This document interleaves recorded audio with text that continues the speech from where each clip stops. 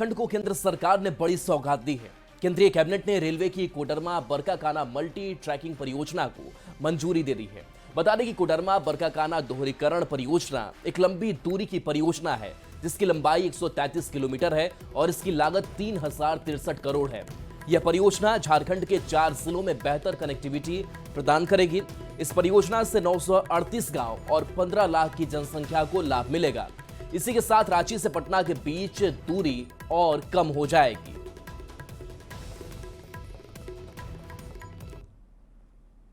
Project है।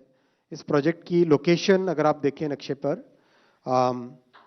Practically आप अगर नक्शे को इस बार अलग तरीके से बनाया आपके लिए, झारखंड में इस प्रोजेक्ट को जूम किया है। कोडरमा, हजारीबाग और नीचे अरीगढ़ा। अरीगढ़ा बेसिकली बरकाकाना के पास में एक स्टेशन है, उसका नाम है।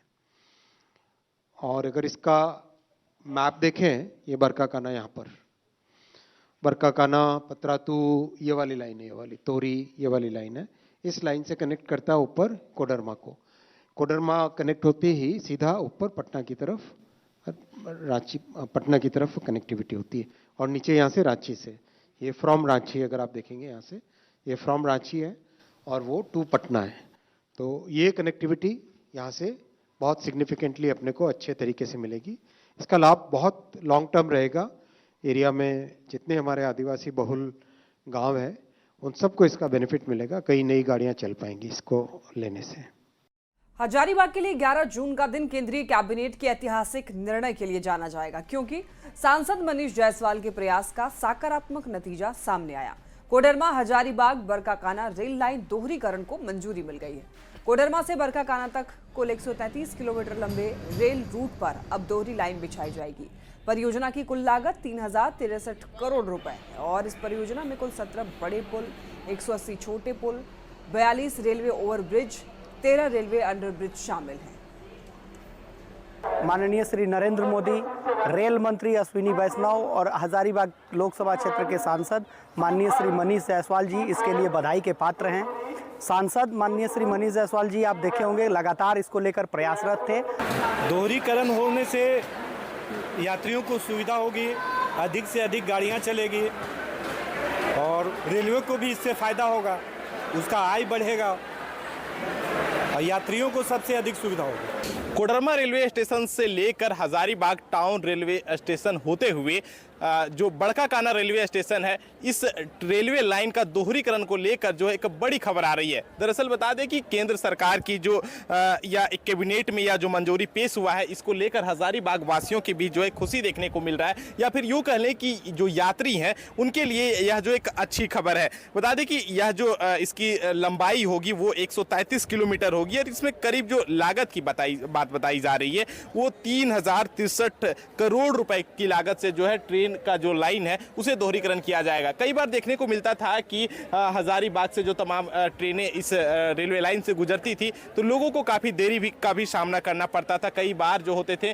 कि ट्रेन लेट आते थे और यात्रियों को समय का जो है वो काफ़ी समय में भी प्रभाव पड़ता था। और इस तरीके से जो केंद्र सरकार ने फैसला लिया है, इसको लेकर स्थानीय लोगों के बीच खुशी देखने को मिल रही है और यह भी अनुमान लगाया जा रहा है कि इस रेलवे लाइन से जो है लंबी दूरी वाली ट्रेन गुजरेगी और ट्रेन की रफ्तार में जो है वो तेजी देखने को मिलेगा। सुशांत सोनी, न्यूज़ 18 हजारीबाग। खबर पूर्णिया से है, जहां जमीन विवाद में डबल मर्डर से सनसनी फैल गई है। घटना जलालगढ़ के भरेली कमलपुर की है, जहां जमीन विवाद में 2 लोग की हत्या कर दी गई। एक व्यक्ति की गोली मारकर जबकि दूसरे व्यक्ति की पीट कर हत्या कर दी गई है। वहीं मारपीट में 4 लोग गंभीर रूप से घायल हैं। बताया जा रहा है कि पड़ोसी सैफुद्दीन और सहर अली के बीच काफी पहले से जमीन विवाद था। और देखिए, बढ़ते हैं दूसरी और देखिए, इस बीच एक बड़ी खबर मिल रही है। इस रेल परियोजना को केंद्रीय कैबिनेट से हरी झंडी मिलने के बाद पीएम मोदी ने भी सोशल मीडिया पर पोस्ट किया। देखिए, आज रेलवे से जुड़ी हुई 2 महत्वपूर्ण परियोजनाओं को मंजूरी दी गई। विभिन्न राज्यों को कवर करने वाली ये परियोजनाएं कनेक्टिविटी, वाणिज्य में सुधार करेंगी और स्थिरता को भी बढ़ावा देंगी। तो आप समझ सकते हैं कि रेलवे परियोजना कितना ज्यादा महत्वपूर्ण है। और इस परियोजना को केंद्रीय कैबिनेट से हरी झंडी मिलने के बाद पीएम मोदी ने सोशल मीडिया पर पोस्ट किया है। देख सकते हैं टीवी स्क्रीन पर, उन्होंने ये एक्स पर पोस्ट किया है। आज रेलवे से जुड़ी हुई 2 महत्वपूर्ण परियोजनाओं को मंजूरी दी गई। विभिन्न राज्यों को कवर करने वाली ये परियोजनाएं कनेक्टिविटी, वाणिज्य में सुधार करेंगी और स्थिरता को भी बढ़ावा देंगी।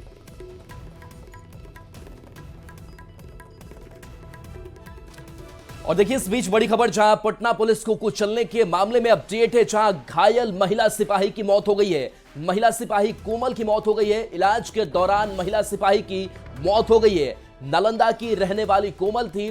पुलिस ने 2 कार को जब्त किया है। इस मामले में 2 लोग गिरफ्तार भी किए गए हैं। आरोपी ड्राइवर की गिरफ्तारी के लिए छापेमारी जारी है। तो बता दें कि कुछ पुलिस के जवान घायल हुए थे, जिसमें महिला सिपाही जिसका नाम कोमल बताया जा रहा है। और देर रात एक घटना सामने आई थी, नालंदा की रहने वाली कोमल महिला सिपाही जिसकी मौत हो गई। संजय हमारे साथ न्यूज 18 संवाददाता जुड़ गए हैं। संजय, जिस महिला सिपाही की अब मौत हो गई है, इलाजरत थी वो, उसके बारे में और क्या जानकारी है? देखिए, कोमल जो थी उस समय ड्यूटी पर तैनात थी। दरअसल राजधानी पटना में कल पुलिस ने अपराध नियंत्रण के मकसद से रात 10:30 बजे से 12:30 बजे तक विशेष वाहन चेकिंग अभियान लगाया था और एसएसपी तक सड़कों पर उतरे हुए थे। वाहनों की चेकिंग चल रही थी। अटल पथ के पास जहां स्पीड जो है वो निर्धारित कर दी गई है कि 60 किलोमीटर से अधिक आप नहीं चला सकते हैं, 90 किलोमीटर की रफ्तार से आ रही है स्कॉर्पियो ने।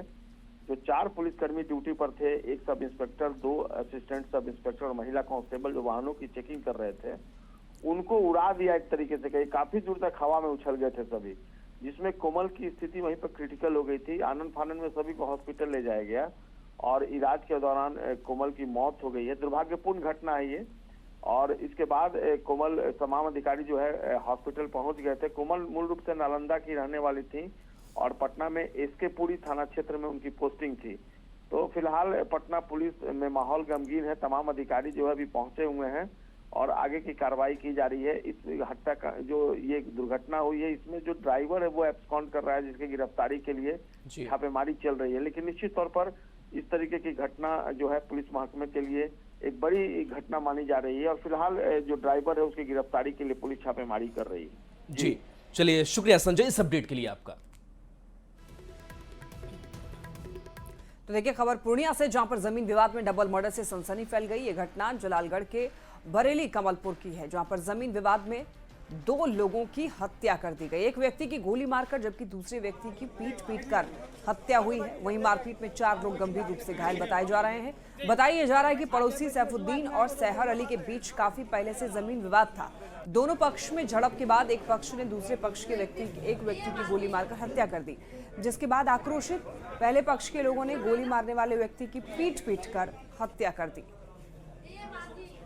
जलालगढ़ के डीमिया पंचायत में 2 लाशें बिछ गई। इस सरकार में कोई सुधि लेने वाला नहीं है। जमीन विवाद, वहाँ के न अंचल पदाधिकारी न किसी का कोई सोच समझ है और इतना जमीन विवाद को ला के खड़ा कर दिया है। उसके अधिकारी सब माने पंचायत में इस तरह से सर्वे के नाम पर लूट खसोट, जमीन के नाम पर लूट खसोट, माने इस तरह से व्यवधान खड़ा कर दिया है कि आए दिन इतना बड़ा जघन्य अपराध माने हो रहा है। खबर सहरसा से है, जहां सदर थाना के शिवपुरी वार्ड नंबर 5 में एक पुलिस जवान की संदिग्ध स्थिति में मौत हो गई है। मृतक जवान अशोक कुमार भगत वैशाली जिला में पदस्थापित थे और 4 दिन पहले अपने घर सहरसा आए थे। पुलिस के मुताबिक घरेलू विवाद में जवान ने जहर खाकर सुसाइड कर लिया है। वहीं पुलिस जवान के परिजनों ने जमीन विवाद में हत्या का आरोप लगाया है। पुलिस हत्या और आत्महत्या दोनों एंगल से जांच में जुट गई है। जीजाजी है साहब, मेरा जीजाजी से 3-4 दिन पहले आए। जमीन झंझट था घर द्वार में, तो लोग पूरा फैमिली टू जेड सब, उसका बाप मैं भाई बहन जितना था टू जेड सब प्लानिंग बना के उसको बोलो मारना है। नौकरी कर रहा था, सबको जलन था, उसको मार देना, उसको मार दिया। सदर थानाध्यक्ष को एक सूचना मिली कि एक शिवपुरी के पास एक व्यक्ति की मृत्यु हो गई है। सूचना के सत्यापन हेतु सदर थानाध्यक्ष आए, मेरे द्वारा भी आए, घटनास्थल का निरीक्षण किया गया। इसमें मृतक का नाम है अशोक भगत, पिता पवन भगत, जो कि शिवपुरी वार्ड नंबर 5 के रहने वाले हैं। प्रथम दृष्टया जो बात सामने आई है, इसमें आपसी घरेलू विवाद की बात आई है और इसी क्रम में जहर खाने से मृत्यु की बात सामने आई है। खबर पूर्णिया से, जहां पर अगवा भूपेंद्र मिस्त्री का 35 दिन बाद भी सुराग नहीं मिला है। देखिए बेलोरी के रहने वाले भूपेंद्र मिस्त्री के परिजन अनहोनी की आशंका जता रहे हैं। भूपेंद्र मिस्त्री की बरामदगी नहीं होने से नाराज परिजनों ने आत्मदाह की चेतावनी दी है। भूपेंद्र मिस्त्री मुकेश यादव के कृषि यंत्र के दुकान में गार्ड का काम करते थे। 35 दिन पहले उसने अपनी पत्नी और बेटे को यह बताया कि मुकेश यादव ने उस पर मोबाइल चोरी का इल्जाम लगाकर बंधक बना लिया है। साथ ही मारपीट का भी आरोप लगाया था, जिसके बाद सदर थाने में मुकेश यादव और उनकी पत्नी पर गार्ड भूपेंद्र मिस्त्री के अपहरण करने का आरोप लगाते हुए प्राथमिकी दर्ज कराई थी। लेकिन अब तक मुकेश यादव की गिरफ्तारी नहीं हो पाई है। मुकेश यादव के प्रतिष्ठान पर कोर्ट की तरफ से इश्तेहार चिपकाया गया है। साथ ही सरेंडर नहीं करने पर कुर्की की भी कार्रवाई होगी। मेरा पिताजी को मुकेश यादव जी गायब कर रखे हैं और हम लोग यहाँ पे पूरा परिवार समेत आए हैं आत्मदाह करने के लिए, क्योंकि अभी तक कोई सुनवाई नहीं हुआ है। सदर थाना में केस किया हुआ है, आज 35 दिन हो गया है, अभी तक कोई मेरा पिताजी का खोज खबर नहीं है। मुकेश यादव भी गायब है, हम लोग को इंसाफ नहीं मिला। इंसाफ नहीं मिलेगा तो हम लोग आत्मदाह कर लेंगे। इससे पहले कहाँ आवेदन दिए? इससे पहले एसपी साहब के पास दिए, डीएम साहब के पास दिए और आईजी साहब के पास दिए, एसडीओ साहब के पास भी दिए हैं। कोई सुनवाई नहीं हुई। क्या नाम था पिता का? भूपेंद्र मिस्त्री। ये डीजल आत्मदाह करने के लिए। पूर्णिया में एक बार फिर बिहार पुलिस पिट गई है। आक्रोशित भीड़ ने पुलिस की गाड़ी में जमकर तोड़फोड़ किया। भीड़ ने को होमगार्ड जवान और एएसआई राजा बाबू की भी पिटाई कर दी। आखिर भीड़ ने ऐसा क्यों किया, ये रिपोर्ट देखिए।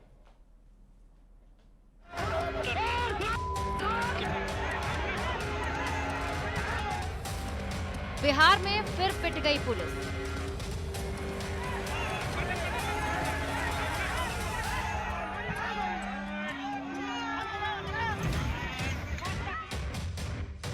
भीड़ ने पुलिस की गाड़ी को तोड़ा।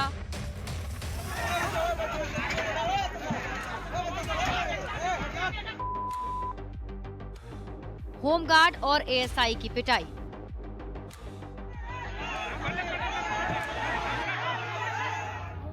हंगामा और बवाल की तस्वीरें हैं पूर्णिया की। भीड़ ने थाने की 112 नंबर गाड़ी को कब्जे में ले लिया। आक्रोशित लोगों ने पुलिस की गाड़ी को तहस नहस कर दिया। भीड़ के सामने पुलिस बैकफुट पर दिख रही है। दरअसल पूर्णिया के मंझेली ईंट भट्टा के पास आक्रोशित भीड़ ने पुलिस पर हमला कर दिया। भीड़ ने एक होमगार्ड जवान और एएसआई राजा बाबू की पिटाई कर दी। लोगों का आरोप है कि मुफस्सिल थाना की पुलिस अक्सर यहां पर अवैध वसूली करती है। हमेशा की तरह बुधवार को भी ईंट लदा एक ट्रैक्टर जा रहा था, तभी पुलिस की गाड़ी ने ट्रैक्टर को रोकने की कोशिश की और भागने के दौरान ट्रैक्टर और पुलिस की गाड़ी में टक्कर हो गई। हादसे में ड्राइवर समेत 2 लोग गंभीर रूप से घायल हो गए, लेकिन लोगों में अफवाह फैली कि ड्राइवर की मौत हो गई। इसके बाद भीड़ बेकाबू हो गई। लोगों ने पुलिस की टीम पर हमला बोल दिया।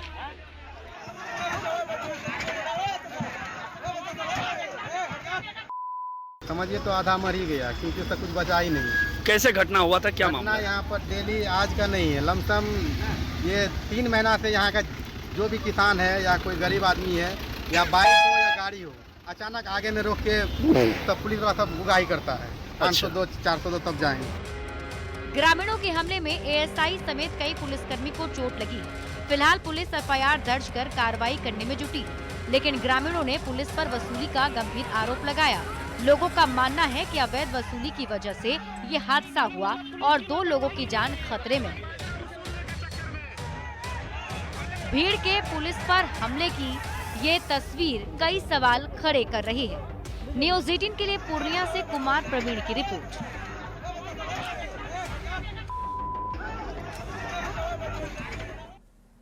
हजारीबाग के चरही में एक स्टील फैक्ट्री के भट्टी में अचानक ब्लास्ट हो गया और इस हादसे में देखिए 2 मजदूर गंभीर रूप से घायल हुए हैं, जिनका इलाज प्राइवेट अस्पताल में चल रहा है। सूत्रों से मिली जानकारी के मुताबिक खराब क्वालिटी के स्पंज का फैक्ट्री में इस्तेमाल हो रहा था। स्पंज का सामान्य ग्रेड 45 से 50 के बीच होना चाहिए, लेकिन फैक्ट्री में 85 से 90 ग्रेड का स्पंज इस्तेमाल हो रहा था, जिसके कारण बार बार भट्टी में ब्लास्ट हो रहा है। 2 महीने पहले भी एक भट्टी में ब्लास्ट हुआ था, जिसमें 2 मजदूर घायल हुए थे, जिसमें से बिहार के रहने वाले एक मजदूर की इलाज के दौरान मौत हो गई। स्टील फैक्ट्री में लगातार हो रही इस तरह की घटना से अब सवाल उठ रहे हैं। और ज्यादा जानकारी के लिए न्यूज़ 18 संवाददाता सुशांत सोनी हमारे साथ जुड़ रहे हैं। सुशांत, फैक्ट्री में बार बार आखिर ब्लास्ट कैसे हो जा रहा है, एक बार पूरी जानकारी दीजिए। क्या क्वालिटी का यहाँ पर मामला है? देखिए, जो पूरी मामला है ये हजारीबाग जिले के चरही थाना क्षेत्र अंतर्गत का है। बताया जाता है कि जो 15 माइल स्थित एक चितपुर्णी स्टील पावर प्लांट जो है वो वहां पर चलाई जाती है। इससे पूर्व दिनों की भी अगर हम देख ले तो बताया जाता है कि जो फर्निश है यानी उस दिन भी ब्लास्ट जो हुआ था, एक मजदूर गंभीर रूप से झुलसा था, दूसरी की जो है मौत हो गई थी इलाज के दौरान। पवनगामा के बाद जो है मामले को शांत कराया गया था। बीते दिन की बात करें तो कुछ इसी तरीके से मामला आया हुआ है। लगातार इस पर आरोप लगते हैं कि यहाँ पर जो है लापरवाही बरती जाती है, लेकिन उसके बावजूद भी जो संचालक है या फिर प्रबंधन कर इस पर कोई ध्यान नहीं देते और मामले को गुपचुप तरीके से जो है शांत कराने का प्रयास किया जाता है। कल 2 मजदूर की घायल होने की भी खबर थी, तो इसे गुपचुप तरीके से शांत किया गया। एक अंदर के सूत्र बताते हैं कि यहाँ पर जो है सामान्य ग्रेड 45 से लेकर 50 तक होना चाहिए, लेकिन जबकि फैक्ट्री के अंदर 85 से लेकर 90 तक का ग्रेड का जो स्पंज होता है उसे इस्तेमाल किया जाता है। तो कहीं ना कहीं कहा जाए टेक्निकल कहीं ना कहीं गड़बड़ियां है, इस पर जांच करने की जरूरत होनी चाहिए। जी तो सुशांत, देखिए मजदूरों की जान को जोखिम में डाल रहा है प्रबंधन, ऐसे में प्रबंधन पर एक्शन लिया जाना चाहिए। देखिए एक्शन की तो बार बार बात आती है, लेकिन पूर्व दिनों में भी घटना घटी, उससे भी पूर्व दिनों में हुई है, लेकिन प्रशासन का कोई बड़ा एक्शन अभी तक नहीं देखने को मिला है। हालांकि इसको लेकर जब हमने प्रशासनिक अधिकारियों से भी बात करने के प्रयास की तो इसको लेकर कोई भी खबर को पुष्टि करने के लिए तैयार नहीं, यानी स्पष्ट कहें तो कोई भी जानकारी देने के लिए तैयार नहीं है इसको लेकर। जी ठीक है, बहुत धन्यवाद आपका इन तमाम जानकारियों के लिए। देखिए 2 महीने पहले भी ब्लास्ट हुआ था और आपको बताते चले लगातार दूसरी बार घटना से कई सवाल उठने लग गए हैं। फैक्ट्री में आखिर बार बार ब्लास्ट कैसे हो रही है? ब्लास्ट अगर हो रही है तो उसकी जांच क्यों नहीं की जा रही है? मजदूरों की जान को जोखिम में डाल रहा है प्रबंधन। स्टील फैक्ट्री में बार बार ब्लास्ट की खबर सामने आ रही है। 2 महीने पहले की घटना से आखिर सबक क्यों नहीं लिया गया? न्यूज़ 18 ये सवाल पूछता है। ऐसी घटना रिपीट होने के बाद बार बार आखिर ब्लास्ट कैसे हो जा रहे हैं और जांच अब तक फैक्ट्री में क्यों नहीं हुई है? जमशेदपुर में इन दिनों आम जनता में ट्रैफिक पुलिस को लेकर आक्रोश देखने को मिल रहा है। लोगों का मानना है कि अपराधियों से नहीं बल्कि ट्रैफिक पुलिस के जवानों से डर लगता है। आखिर क्यों शहर के लोग यह बात कह रहे हैं, ये रिपोर्ट देखिए। जमशेदपुर के लोगों में खौफ, ट्रैफिक पुलिस को देखकर लगता है डर। आखिर क्यों ट्रैफिक पुलिस से डर रही जनता? ट्रैफिक पुलिस और आम जनता में मतभेद,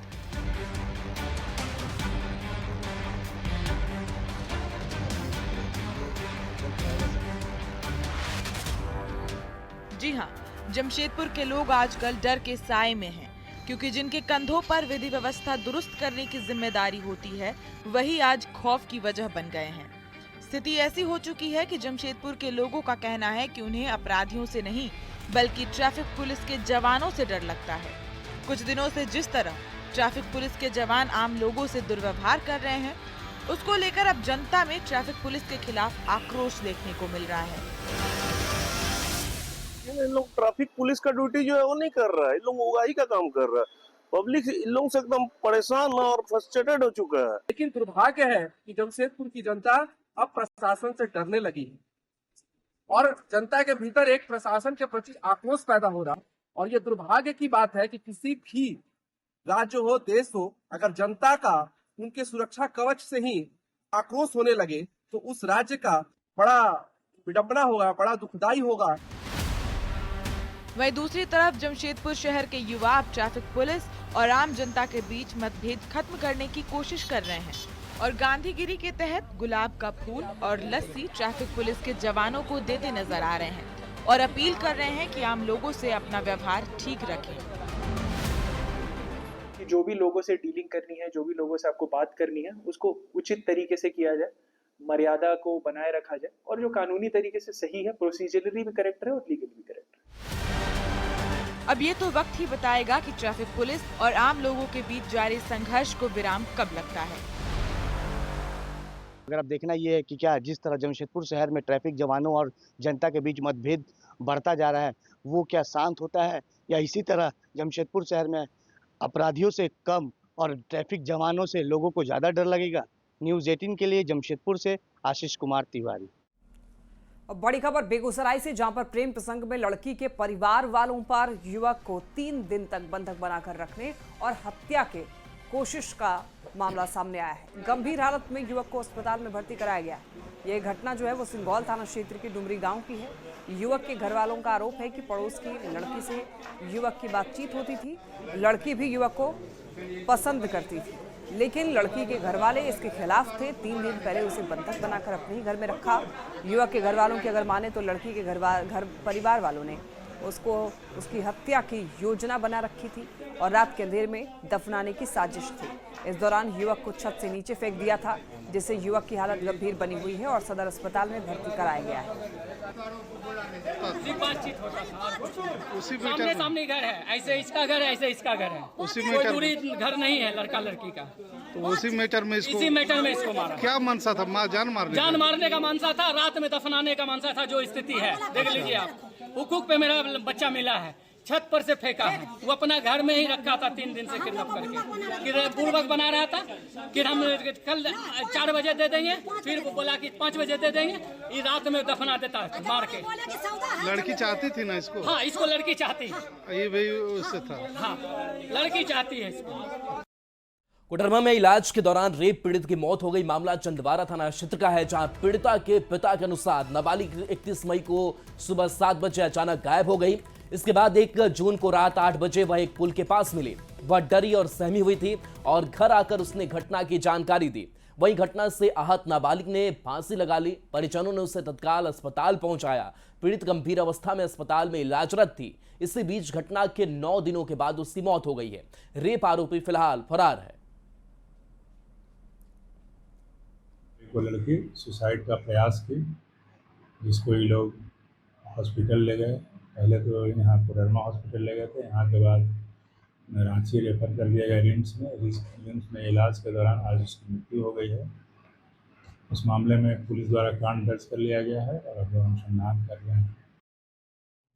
छपरा के